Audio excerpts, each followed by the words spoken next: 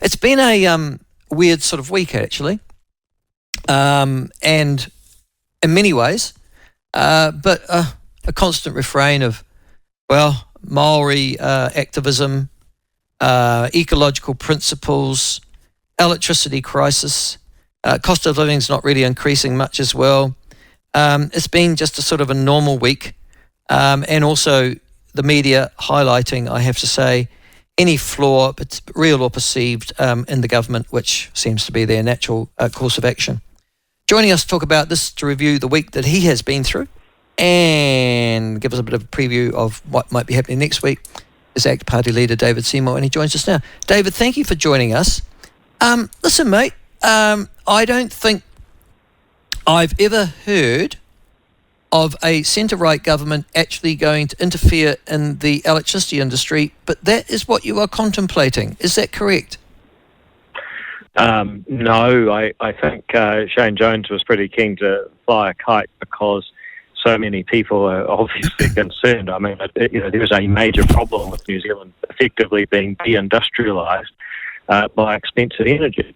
But it's really important to actually ask yourself, what is the real problem here? Because if you can figure out the problem, sometimes the solution falls out of it.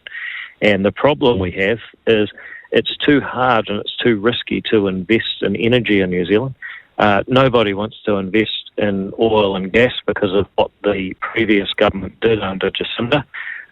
If we were, as a government, to go and intervene and basically tell electricity companies, yeah, it's great you invested in your generators, but here's what you're allowed to charge, and they say, well, we'll make a loss, and we say, tough luck, that's New Zealand, then the effect of that is actually there'll be even fewer people willing to invest in generation in New Zealand, and we, ironically, would be repeating the exact mistake that got us into this problem as we tried to solve it. So I don't think there's a lot of logic in us intervening in any heavy-handed way. I think what we do need to do is say, look, the problem is a lack of investment. Therefore, the solution is to make it easier to invest, and that's what the fast-track Yeah, but that's your long-term solution, David. It's not going to solve my problem next week when I've got spot prices going mad and consumers in the midst of a cost of living crisis are getting significant power increases this year. So I guess that's, long term, I'm sure you're right. We need more generation, and I think you and I share the views about oil and gas exploration, be able to get us through difficult times just such as this. But in the short term, dealing with this winter, are you saying hands off? Well, put it this way, if the market can't work by setting a price and letting people make their decisions around that, the alternative is for politicians to step in and decide who gets what energy. And once you have politicians doing that, you're basically in a Soviet type of economy. And that was tried, and it didn't work very well. So I'd love to be able to say that there's a magic solution, that the government's going to just do this or do that or make everything better. But the truth is that we're dealing with laws we can't change, and the laws that we can't change are the laws of physics. At the moment, there's not enough gas pressure, there's not enough water in the lakes, and the wind, as it turns out, isn't that reliable. Even in Wellington, it doesn't always blow. Same thing with the sunshine. That tends to be a daytime thing and can be interrupted by clouds. So when you deal with those basic laws of physics, you say, okay, well, here's how much energy we've got. In the long term, we need to increase it, so let's not bugger that up now. But in the short term, the right thing to do is to let the prices work and let people make choices around the prices.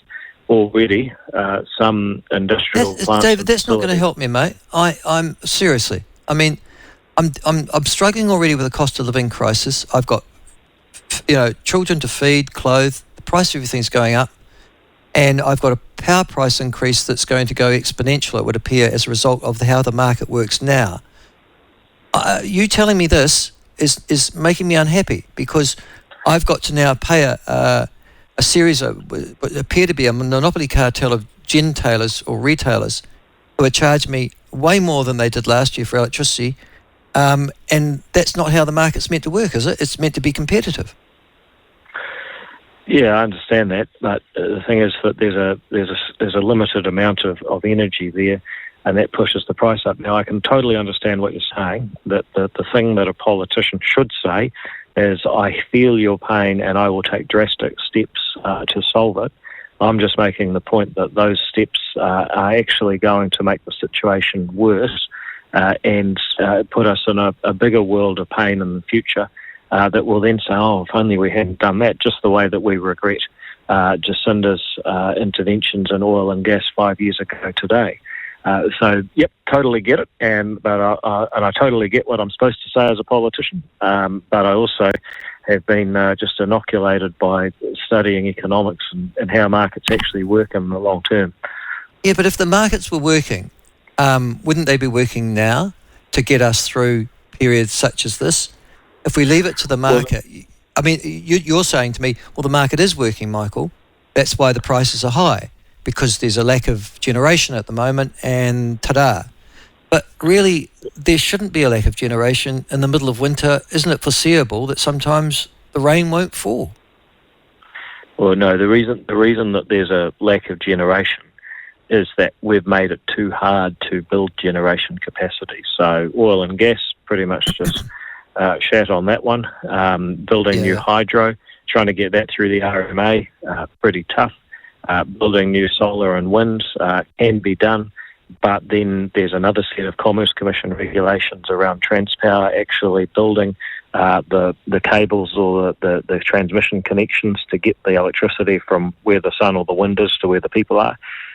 So, you know, there's a series of problems, but they're actually the solutions to remove red tape and regulation and allow the market to function. If you start saying, well, there's one set of red tape and regulation that stopped the capacity getting built, but we're going to put another set of red tape and regulation saying, well, not only can you not build it, but also we're going to restrict what you can charge for the electricity you do have, then people are going to say, well, bugger this, it's already hard enough in this environment, and now you're putting on another set of reasons not to invest. That's a recipe for us gradually becoming sort of the big. We will actually replace Fiji as the largest group of Pacific Islands off Australia, and that's not my vision for New Zealand. So no, I understand. And you're talking about medium and long term solutions. I guess what you're saying is that you're just going to have to put up with this in the short term.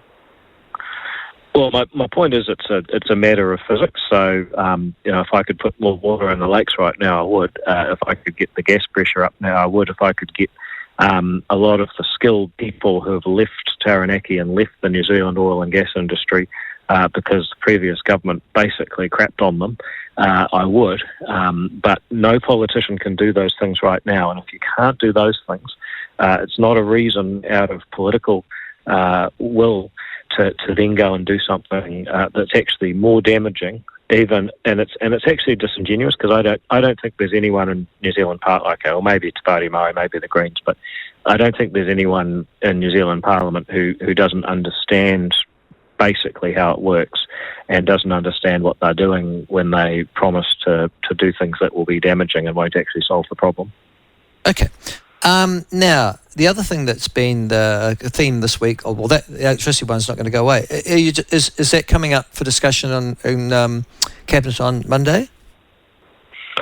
Well, the rules can't say what the Cabinet agenda is, but I can tell you. Sorry, aren't we? I didn't know that. So we're not allowed to know what the Cabinet agenda is. No, that'd be sharing a Cabinet document. Which I understand is very, very bad, and you get in trouble for doing. But I think it's you don't have to break any secrets to know that pretty much every minister in the government recognises that this is a major problem. We're short of energy. We're short of affordable energy. We're not going to get investment without affordable energy. It's not good to have industrial facilities shutting down due to the price of energy. We're basically being deindustrialised. There's a whole group of people whose jobs rely on working with their hands and being able to actually do stuff that produces real goods, and you can't do that without energy. So, I think it's fair to say that the government is pretty focused on this. We are already doing our best to manage the supply of gas and ensure that the hospitals and schools and so on are in the queue and, purchasing and securing their supply. I guess there's a big decision for Methanex about whether or not they're going to continue at current prices. Of course, they're the biggest consumer of gas in New Zealand. If they were to stop turning it into urea, then that would free up a huge amount. But, I'll be the last person to say that's a government decision. That's a private decision for that business.